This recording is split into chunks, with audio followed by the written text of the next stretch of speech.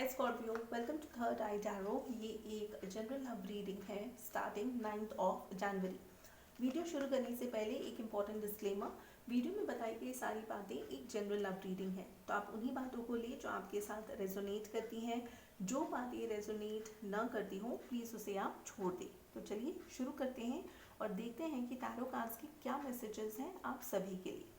आपका पहला कार्ड है 4 of wands, 9th of wands और ace of pentacles.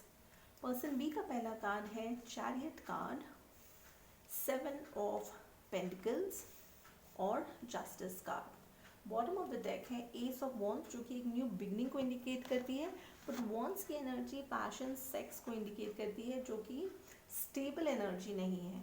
Long term के बारे में आप फिलहाल नहीं सोच रहे हैं, आप बस एक अच्छा टाइम स्पेंड करने के बारे में सोच रहे हैं। नाउ जो पहला सेट ऑफ कार्ड्स है वो है 4 ऑफ वॉन्ड्स, जो कि 11 की एनर्जी है। ये मैरिज और कमिटमेंट का कार्ड है।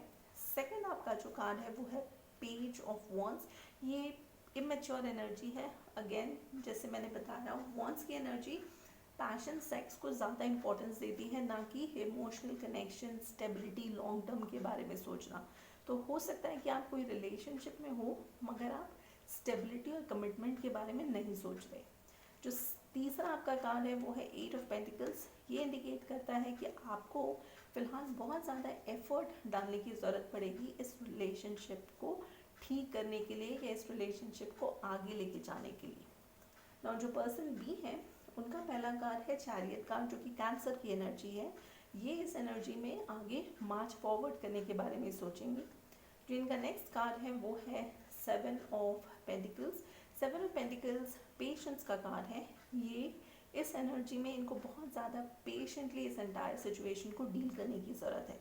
Now, जो तीसरा कार्ड है वो है जस्टिस कार्ड। ये एक मेजर आर्काना का कार्ड है। जस्टिस कार्ड का मतलब कुछ केसेस में अगर ये पर्सन कोई लीगल कोर्ट केस में इन्वॉल्व है तो उनको उस सिचुएशन में जस्टिस मिल सकता है, वर्डिक्ट इनके फेवर में हो सकती है।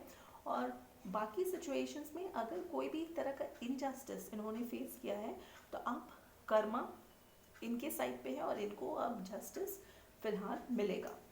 और चलिए देखते हैं कि इस पर्सन का इंटेंशन क्या है।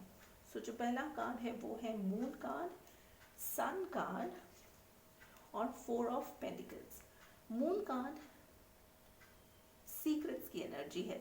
अगर कोई ऐसा सीक्रेट है जो ये पर्सन आपसे छिपा रहे हैं तो अब वो एनर्जी जो है वो चेंज होगी, बिकॉज इनका नेक्स्ट कार्ड सन एनर्जी है। तो मून की एनर्जी जिसको हम चांद कहते हैं वो एनर्जी है, और सन की एनर्जी जो सूरज की एनर्जी होती है। तो जैसे एनर्जी मूव कर रही है, अगर कोई सीक्रेट इन्होंने रखा था तो आप वो सीक्रेट आप ये आपके साथ शेयर करने ही वाले हैं, या ऐसा हो सकता है सिचुएशन हो जाए कि अब उनके पास कोई ऑप्शन ही नहीं बचे, उनको वो चीज़ आपको बतानी ही पड़ेगी। नाउ जो तीसरा कार्ड है वो है 4 ऑफ कप्स। ये एनर्जी में ये थोड़े बोर्ड हो जाएंगे इस एंटायर सिचुएशन से। अगर इनको कोई एक कप ऑफ लव ऑफर भी करे तो शायद वो उस चीज़ को एक्सेप्ट ना करे।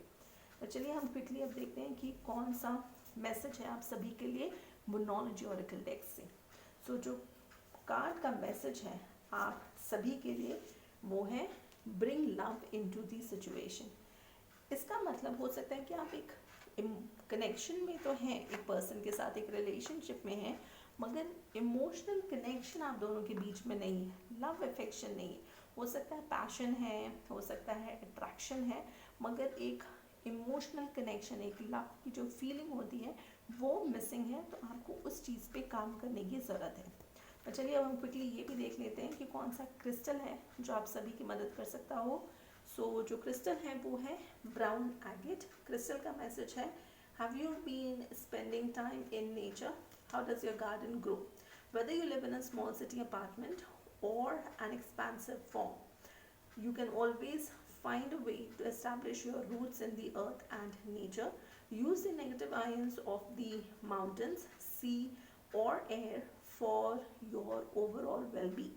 Now इसके साथ यहाँ पे आर्क एंजल थ्यूरेल उनका भी एक मैसेज है जो कि मैं आप सभी के लिए डिस्क्रिप्शन बॉक्स में डाल दूंगी और आप वहाँ से पढ़ सकते हो। अगर आपको ये वीडियोस अच्छी लग रही हैं तो प्लीज़ लाइक शेयर सब्सक्राइब करें, hit that bell notification and जैसे मैं हमेशा कहती हूँ, stay safe, love yourself first.